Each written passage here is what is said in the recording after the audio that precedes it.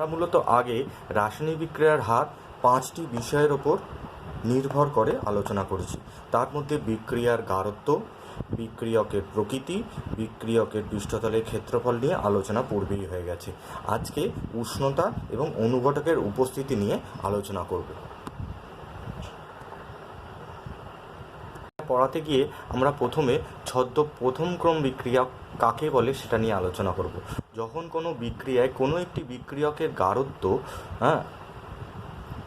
অত্যাধিক হয়ে যায়, দেখে মনে হয় বিক্রিয়াটি দুইটি বিক্রিয়কের ওপরে নির্ভরশীল, কিন্তু একটি বিক্রিয়কের গাঢ়ত্ব অতিরিক্ত হওয়ার ফলে সেই বিক্রিয়কের গাঢ়ত্ব পরিবর্তনের ফলে বিক্রিয়ার হারটার কোনো পরিবর্তন হয় না। অর্থাৎ বিক্রিয়াতে পার্টিসিপেন্ট দুটো হলেও কিন্তু একটি বিক্রিয়কের গাঢ়ত্বের ওপরই সমস্ত বিক্রিয়াটি যেন নির্ভর করে, সেই ধরনের বিক্রিয়াকে বলা হচ্ছে ছদ্ম প্রথম ক্রম বিক্রিয়া। উদাহরণ হলো আম্লিক মাধ্যমে ইথাইল অ্যাসিটেটের আর্দ্র বিশ্লেষণ, যেখানে আম্লিক মাধ্যমে জলের গাঢ়ত্ব কিন্তু অত্যাধিক হয়, এবং তার ফলে অ্যাসিডের গাঢ়ত্ব অত্যাধিক হয়, কিন্তু ইথাইল অ্যাসিটেটের গাঢ়ত্বের ওপরেই শুধুমাত্র বিক্রিয়াটি নির্ভর করে। ওই জন্য ইহা হলো ছদ্ম প্রথম ক্রম বিক্রিয়ার একটি উদাহরণ। ইহার পরে আমরা nth অর্ডার রিয়াকশন সম্পর্কে আলোচনা করব। nth অর্ডার রিয়াকশন সম্পর্কে আলোচনা করতে গেলে এটা বেসিক্যালি কি একটি জেনারেল ইকুয়েশন আমরা তৈরি করব nth অর্ডার নিয়ে। nth অর্ডারের একটা জেনারেল ইকুয়েশন আমরা পাচ্ছি কি, KT is equal two 1/n-1 third bracket 1/a two the power n-1 minus 1/a0। এটা a হলো কনসেন্ট্রেশন, ওই জন্য থার্ড ব্র্যাকেটে a0 two the power n-1। কখন হবে এটা? যখন হচ্ছে n নট ইকুয়াল টু 1, এই শর্তেতে এই বিক্রিয়াটা এই ধরনের রেট ইকুয়েশন পাই। এটা কোথা থেকে পাওয়া যেতে পারবে?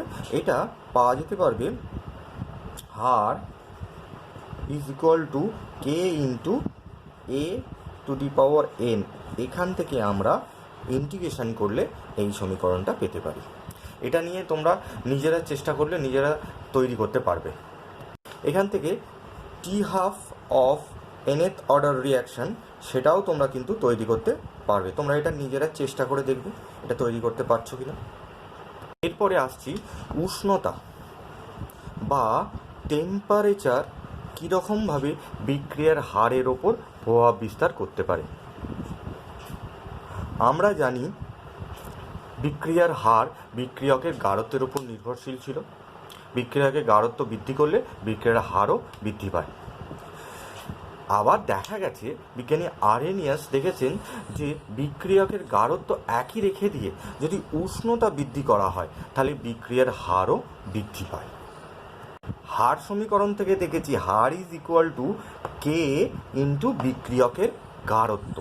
তাহলে উষ্ণতা বৃদ্ধি করলে বিক্রিয়কের গাঢ়ত্ব তো একই থাকে, তাহলে নিশ্চয়ই বিক্রিয়ার হার ধ্রুবকের মান কিন্তু বৃদ্ধি পায়। অর্থাৎ উষ্ণতার সাথে বিক্রিয়ার হার ধ্রুবকের একটি সমানুপাতিক সম্পর্ক রয়েছে। বিজ্ঞানী আরহেনিয়াস দেখেছেন যে প্রতি 10 ডিগ্রি সেলসিয়াস উষ্ণতা বৃদ্ধি করলে বিক্রিয়ার হার পূর্বের হারের তুলনায় প্রায় 2 থেকে 3 গুণ বৃদ্ধি পেয়ে যেতে পারে। এই 10 ডিগ্রি সেলসিয়াস উষ্ণতা বৃদ্ধির ফলে যে দুই প্রকার বিক্রিয়ার হার ধ্রুবক পাচ্ছি, অর্থাৎ প্রথম ক্ষেত্রে K1 এবং দ্বিতীয় ক্ষেত্রে যদি K2 হয়, ইহাদের অনুপাতকেই বলা হচ্ছে টেম্পারেচার কোএফিসিয়েন্ট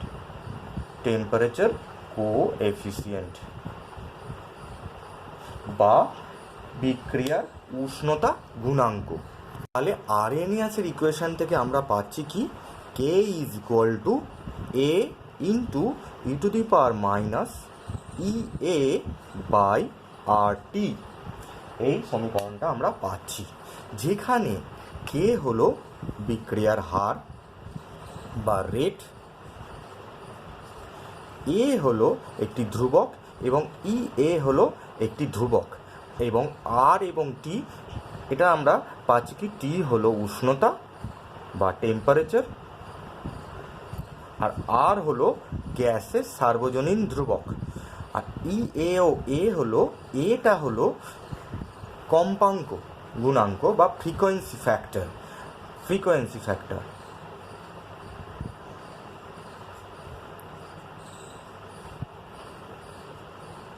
আর এ হলো অ্যাক্টিভেশন এনার্জি বা সক্রিয়করণ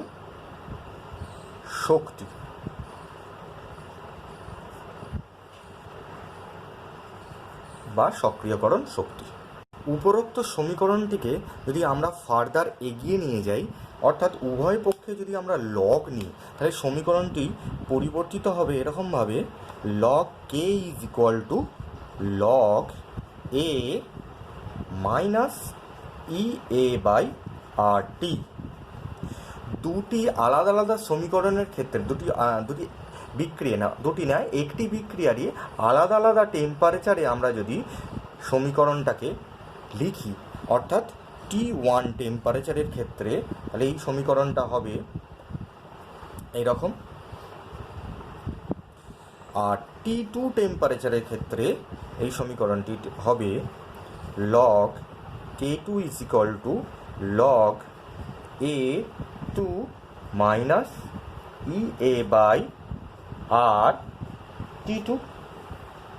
এখানে যেহেতু ফ্রিকোয়েন্সি ফ্যাক্টর একই বিক্রিয়ার ক্ষেত্রে হচ্ছে, তাহলে A1 এবং A2 একই ধরে নেওয়া হলো 1। হ্যাঁ, তাহলে এই সমীকরণটি কীরকমভাবে পরিবর্তিত হয়ে যাবে log K1 by K2 is equal two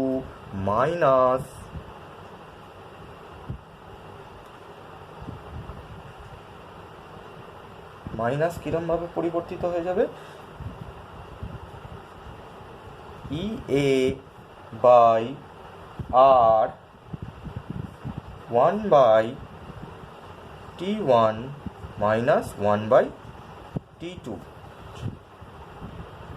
এই সমীকরণে লগ নেওয়ার সময় আমাদেরকে কিন্তু ই এ আর টির তলায় 2.303 দিয়ে গুণ করতে হবে। এটার ক্ষেত্রেও তাই, ই এ বাই 2.303 দিয়ে গুণ করতে হবে। তাহলে এই সমীকরণে এখানেও 2.303 আর হয়ে যাবে, কারণ এলএন নিয়ে বিক্রিয়াটি শুরু হয়েছিল। উপরোক্ত সমীকরণ K is equal to A into e to the power minus A by R T, এখান থেকে ম্যাথ হয়। এছাড়া দ্বিতীয় যে সমীকরণটা আমরা তৈরি করলাম, log K1 by K2 is equal to minus A by 2.303 R 1 by T1 minus 1 by T2। এটাকে পরিবর্তিত করা যায়, এই মাইনাস সাইনটাকে এর ভেতরে ঢুকিয়ে দিলে log K2 by K1 is equal to e A by 2.303 R 1 by T1 minus 1 by T2। এটা থেকে কিন্তু অঙ্ক হয় খুব, যে কোনো একটি আননোন রাশিকে এখান থেকে নির্ণয় করা যায় প্রতিটি রাশির মান দিয়ে। পরে আমরা জানব উষ্ণতা কিভাবে বিক্রিয়ার হারকে প্রভাবিত করতে পারে। কিভাবে? আমরা জানি কোনো বিক্রিয়কের অণুগুলি নিজেদের ভেতরে বিক্রিয়া করে, এবং বিক্রিয়া করতে গেলে ওদের একটা ন্যূনতম গড় শক্তি দরকার হয়। সেই ন্যূনতম শক্তিটা অর্জন করতে গেলে বাইরে থেকে শক্তি পেতে হয়, অর্থাৎ তাদের যে গড় শক্তি আছে তার তুলনায় ন্যূনতম যে পরিমাণ শক্তি অর্জন করলে বিক্রিয়াটি সংগঠিত হয়, সেই পরিমাণ শক্তিকে বলা হচ্ছে সক্রিয়করণ শক্তি বা অ্যাক্টিভেশন এনার্জি। যদি আমি আমার এই বক্তব্যটাকে একটি গ্রাফিক্যাল রিপ্রেজেন্টেশনে আমরা করি, তাহলে কীরকম দাঁড়াবে? এদিকে যদি শক্তি থাকে অর্থাৎ এনার্জি, আর এদিকে যদি বিক্রিয়ার অগ্রগতি থাকে বা রিয়াকশন কোঅর্ডিনেট থাকে,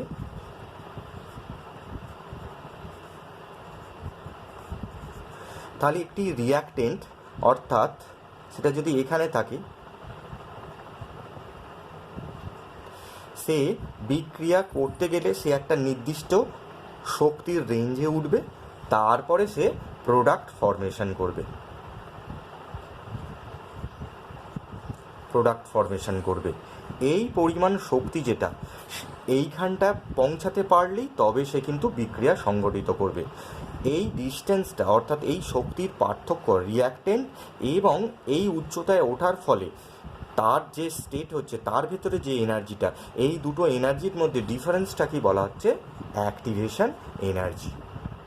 ধরে নেওয়া হলো একটি বিক্রিয়া এ প্লাস বিসি বিক্রিয়া করে সে একটা ইন্টারমিডিয়েট ফর্ম করে।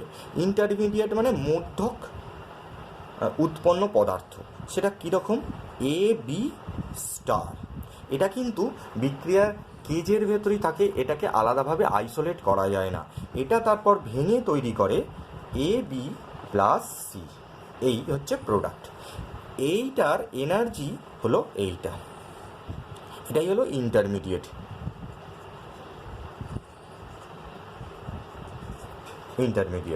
এই ইন্টারমিডিয়েট এবং রিঅ্যাক্টেন্টের মধ্যে শক্তির পার্থক্যটাই হলো অ্যাক্টিভেশন এনার্জি। এই অ্যাক্টিভেশন এনার্জি গেইন না করতে পারলে বিক্রিয়া কিন্তু সংগঠিত হবে না। এই ধরনের গ্রাফ হলো উষ্ণতার তাপদায়ী বিক্রিয়া। তাপগ্রাহী বিক্রিয়ার ক্ষেত্রে এনার্জি প্রোফাইল ডায়াগ্রামটা কীরকম হবে? এই রকমটা উঠে, অর্থাৎ প্রোডাক্টের এনার্জিটা কিন্তু রিঅ্যাক্টেন্টের এনার্জির তুলনায় বেশি। তার অ্যাক্টিভেশন এনার্জি তাহলে কোনটা হবে? এই ইন্টারমিডিয়েট এবং রিঅ্যাক্টেন্টের ভেতরের যে শক্তির পার্থক্য সেটাকে বলা হচ্ছে অ্যাক্টিভেশন এনার্জি। এটা হলো তাপগ্রাহী বিক্রিয়ার এনার্জি প্রোফাইল ডায়াগ্রাম, এটা তাপদায়ী বিক্রিয়ার এনার্জি প্রোফাইল ডায়াগ্রাম। এরপরে আমরা যেটা নিয়ে আলোচনা করব সেটা হলো ক্যাটালিস্ট বা অনুঘটক কিভাবে বিক্রিয়ার হারের ওপর প্রভাব বিস্তার করে। আমরা যদি একটা এনার্জি প্রোফাইল ডায়াগ্রাম আঁকি, এদিকে শক্তি আর এদিকে রিঅ্যাকশন কোঅর্ডিনেট বা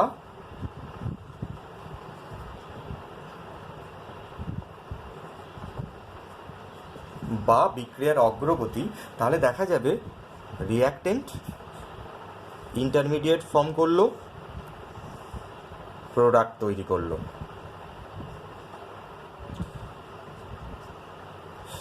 কিন্তু যদি এই বিক্রিয়াটা অনুঘটকের দ্বারা সম্পাদিত করা হয় তাহলে ইন্টারমিডিয়েটের যে এনার্জিটা সেটা ডাউন হয়ে চলে আসে, নিচে নেমে যায়। ফলে বিক্রিয়াটি সংগঠিত হয় এই রকমভাবে, রিঅ্যাক্টেন্ট এটা, আর রিঅ্যাক্টেন্ট এই জায়গা থেকে গিয়ে ইন্টারমিডিয়েট শক্তি অর্জন করে, তারপরে প্রোডাক্ট ফর্ম করে। ফলে অ্যাক্টিভেশন এনার্জি প্রথমের ক্ষেত্রে ছিল এই রকম, দ্বিতীয় ক্ষেত্রে অ্যাক্টিভেশন এনার্জি কিন্তু কমে এলো, অনেকটা নিচে নেমে এলো। এটা কিন্তু অনুঘটকের প্রভাবে। এটা হলো ইএ ফর ক্যাটালিস্ট, আর এইটা হলো ইএ প্লেন অর্থাৎ নর্মাল, ইএ নর্মাল। হ্যাঁ, এই অ্যাক্টিভেশন এনার্জিটাকে কিন্তু অনুঘটক অনেকটা নামিয়ে দিয়ে বিক্রিয়াটাকে অনেক দ্রুততার সাথে সংগঠিত করতে পারে। এখানে মনে রাখতে হবে যে কোনো রাসায়নিক বিক্রিয়া কিন্তু কোয়ালিশন থিওরি দিয়ে আমরা ব্যাখ্যা করতে পারি। কোয়ালিশন থিওরিটা আমরা প্রথমেই তোমাদেরকে কিন্তু আলোচনা করেছি ক্লাসে। সেখানে কি রিঅ্যাক্টেন্টের অণুগুলো নিজেদের ভেতরে কি করে? সংঘর্ষ করে। নিজেদের ভেতর সংঘর্ষ করে তারা কিন্তু বিক্রিয়া সংগঠিত করে, এবং এই সংঘর্ষ যদি না হয় তাহলে কিন্তু বিক্রিয়া হয় না, ফ্রুটফুল হয় না। এবং এই সংঘর্ষটা কিন্তু সবসময় যে ফ্রুটফুল হয় তা নয়, অর্থাৎ কিছু কিছু সংঘর্ষ বিক্রিয়ায় কিন্তু রূপান্তরিত হয় না, কিছু কিছু সংঘর্ষ আবার বিক্রিয়ায় রূপান্তরিত হতে পারে। গ্যাসের গতিতত্ত্ব থেকে আমরা কোনো বিক্রিয়ায় অংশগ্রহণকারী বিকারক পদার্থগুলির অণুগুলি নিজেদের ভেতরে কতগুলো প্রতি সেকেন্ডে প্রতি একক আয়তনে সংঘর্ষ করছে তা নির্ণয় করতে পারি। আবার পরীক্ষালব্ধ কে এর মান থেকে আমরা প্রতি সেকেন্ডে প্রতি একক আয়তনে বিক্রিয়ক পদার্থের অণুগুলি কতগুলো বিক্রিয়া সংঘটিত করছে তা আমরা বের করতে পারি। অর্থাৎ গ্যাসের গতিতত্ত্ব থেকে কতগুলো সংঘর্ষ করছে সেটা জানতে পারি এবং কে থেকে কতগুলো বিক্রিয়া করছে সেটা আমরা জানতে পারি। কিন্তু প্রতি ক্ষেত্রেই দেখেছি যে বিক্রিয়া সংঘটিত করছে যতগুলো অণু তাদের সংখ্যাটা কিন্তু সংঘর্ষ করছে যতগুলো অণু তাদের থেকে অনেক অনেক কম। তাহলে কি সমস্ত সংঘর্ষই বিক্রিয়ায় রূপান্তরিত হচ্ছে না? সমস্ত সংঘর্ষ বিক্রিয়ায় রূপান্তরিত হচ্ছে না, কারণটা কি? নিশ্চয়ই তারা কোনো বাধার সম্মুখীন হচ্ছে। এই বাধাকে আমরা মূলত দুই ভাগে ভাগ করতে পারি। একটা হলো শক্তিজনিত বাধা আর একটা হচ্ছে বিন্যাসগত বাধা। শক্তিজনিত বাধা কাকে বলে? বিক্রিয়ায় সংঘটিত অর্থাৎ সংঘর্ষে আবদ্ধ দুইটি কণা যদি তাদের মধ্যে ন্যূনতম একটা শক্তি না থাকে তাহলে তারা কিন্তু কোনোভাবেই সংঘর্ষের ফলে বিক্রিয়া সংঘটিত করবে না। এই ন্যূনতম শক্তিকে বলা হচ্ছে থ্রেশহোল্ড ফ্রিকোয়েন্সি বা সূচনা শক্তি। এই সূচনা শক্তি না থাকলে কিন্তু কোনোভাবেই তারা যদি সংঘর্ষ করে তাহলেও কিন্তু বিক্রিয়া সংঘটিত করবে না। দ্বিতীয় যেটা হচ্ছে বিন্যাসগত বাধা, অর্থাৎ কণাগুলি নিজের ভেতরে সংঘর্ষ করবে যদি তারা শুধুমাত্র মুখোমুখি সংঘর্ষ করে। তাদের মধ্যে সংঘর্ষ হওয়ার যে দিক সেটা যদি মুখোমুখি হয়, আর কোনো অন্যরকমভাবে হলে কিন্তু কোনোভাবেই কিন্তু বিক্রিয়া সংঘটিত হবে না। একটি উদাহরণ কথা বলি, N2 plus NO2 plus NO2 তারা তৈরি করে N2O4। এই বিক্রিয়ায় এরা কীরকমভাবে সংঘর্ষ করবে? এই রকমভাবে, অর্থাৎ নিজেদের ভেতরে প্রত্যেকটি অণু থাকে এই রকমভাবে।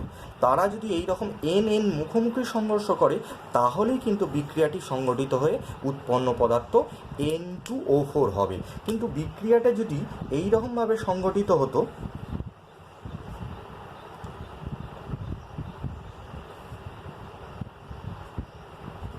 অর্থাৎ এই রকমভাবে, তাহলে কিন্তু এই বিক্রিয়া কিন্তু কোনোভাবেই বিক্রিয়াজাত পদার্থে রূপান্তরিত হতো না। অর্থাৎ এইটা কিন্তু বিন্যাসগত বাধার সম্মুখীন হয়ে বিক্রিয়াটি সংঘটিত হবে না।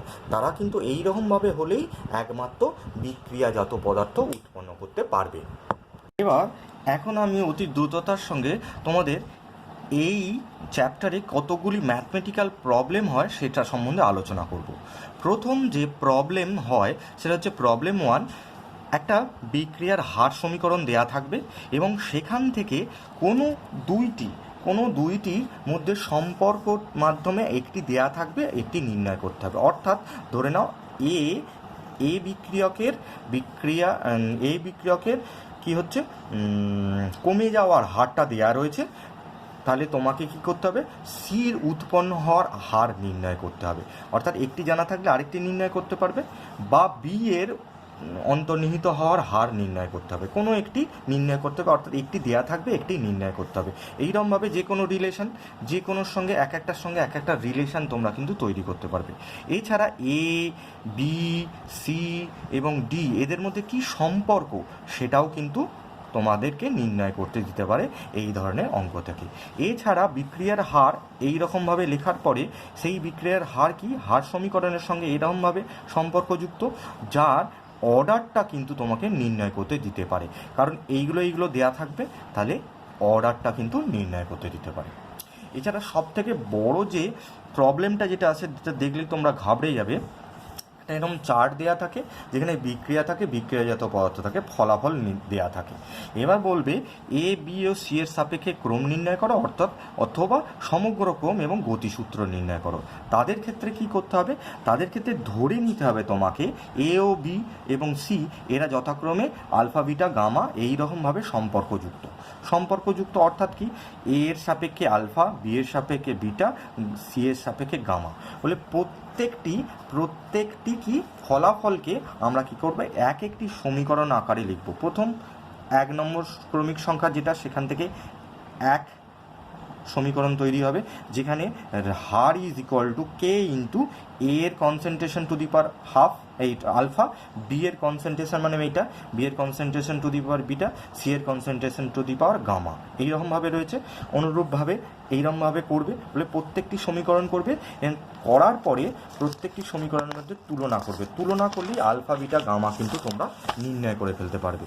হ্যাঁ, তুলনা করলে অর্থাৎ এ এর সঙ্গে 1 নম্বর সমীকরণের সঙ্গে 2 নম্বর সমীকরণের ভাগ করলেই তাহলে দেখা যাচ্ছে গামা পেয়ে যাচ্ছি, আবার 2 এর সঙ্গে 3 করলে বিটা পেয়ে যাব।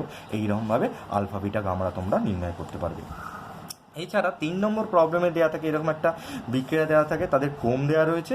এবার বলছে গাঢ়ত্ব দ্বিগুণ করলে বিক্রিয়ার হার কীরকম হবে হয়। এই ধরনের প্রবলেম তোমাদেরকে দিয়েছিলাম। তাহলে কীরকম, প্রথমে একটা হার সমীকরণ রেট 1 R1 দিয়ে তোমরা লিখবে, আবার R2 দিয়ে যে গাঢ়ত্বগুলো এ ডবল করা হয়েছে তাহলে ব্র্যাকেটের ভেতরে 2A, বি গাঢ়ত্ব ডবল করা হয়েছে 2B এবং সি এ 2C, এইরকমভাবে দুটো নতুন সমীকরণ করবে এবং তাদের মধ্যে অনুপাত করবে, অনুপাত করলেই দেখবে কেটে যাবে, বা এ বি সি এরকমভাবে নির্ণয় করা যাবে। আর একটা দেওয়া যায় কি, প্রথম ক্রম বা যে কোনো শূন্যক্রম বিক্রিয়ার ক্ষেত্রে 40% সম্পন্ন হতে 10 মিনিট লাগে, তাহলে 90% সম্পন্ন হতে কত লাগে। তাহলে আমরা জেনারেল সমীকরণ প্রথম ক্রমের ক্ষেত্রে এটা, শূন্য ক্রমের ক্ষেত্রে এরা, এখান থেকে আমরা কে এর মান নির্ণয় করব, সেই কে এর মানটাই আবার পুনরায় এই বিক্রিয়াতেই পুট করব, পুট করে টি এর মান কিন্তু নির্ণয় করব। এখান থেকে কিন্তু টি হাফ থেকেও কিন্তু এই কে এর মানটা কিন্তু বের করা যায়। অনেক সময় এত পার্সেন্ট সম্পাদিত হচ্ছে বলছে না, বলবে না, টি হাফ বলে দেবে, সেখান থেকে কে এর মান বের করে দ্বিতীয় সমীকরণে কে এর মান পুট করা যায়। 5 নম্বর প্রবলেম যেটা, সেখানে এরকম একটা চার্ট দেওয়া থাকে, এটা প্র্যাকটিক্যালেও তোমাদের করতে হয় অনেক সময়।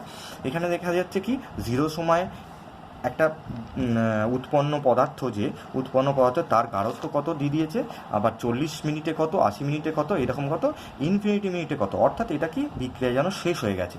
এই সমীকরণটা দিয়ে কিন্তু এই ধরনের অঙ্কগুলো করা যায়, যেখানে K is equal to 2.303/t log V alpha by V alpha minus VT. এই ভি আলফা কত, ভি আলফা মানে এটা, তাহলে এটা হচ্ছে যেন বিক্রিয়া শেষ হয়ে যাওয়ার পর কতটা উৎপন্ন হয়েছে সেই গাঢ়ত্ব, সেখান থেকে ভি আলফার মান পুট করবে, এবং ভিটি যে কোনো একটা উষ্ণতা, যদি এই সময়ের ক্ষেত্রে হয় তাহলে ভিটি, তাহলে সেখানে টি এর মান হবে এইটা, দিয়ে কে এর মান বের করবে।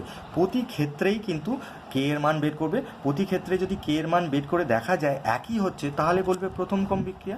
সাধারণত বলবে এই ধরনের বিক্রিয়াটি প্রথম ক্রম কিনা দেখাও পরীক্ষা করে, তাহলে প্রথম ক্রম ধরে নিয়েই বিক্রিয়াটা করব, করে দেখব প্রতি ক্ষেত্রেই কে এর মানটা দেখা যাচ্ছে একই হচ্ছে, তাহলে বলে দিতে পারবো যে বিক্রিয়াটা প্রথম ক্রমেরই হচ্ছে। লাস্ট যে ধরনের অঙ্ক এটা হয় সেটা হচ্ছে ওই আমাদের আরএনিয়াসের ইকুয়েশন থেকে, K is equal to A into e to the power minus A by R T. এখান থেকে যে কোনো একটি জানা থাকবে না, বাকিগুলো জানা থাকবে। সাধারণত ই এর মান কিন্তু বের করতে দেয়, যেটা খুব সহজেই তোমরা কিন্তু বের করে নিতে পারবে। এই আর এর মান সার্বজনীয় গ্যাস ধ্রুবকের মান যেরকম সেরকম, এইটা কি পরিবর্তিত রূপে কি লগ k2/k1 করে এখান থেকে ই এর মান বের করতে দিতে পারে। প্রতি ক্ষেত্রেই কিন্তু প্রতিটা রাশির মান কিন্তু বসিয়ে দেবে, যে কোনো একটা অজ্ঞাত রাশির মান কিন্তু সেখান থেকে তোমরা নির্ণয় করে নিতে পারবে। আজ এই পর্যন্তই রইল, পরবর্তী ক্লাসে অন্য কিছু পড়ানো হবে।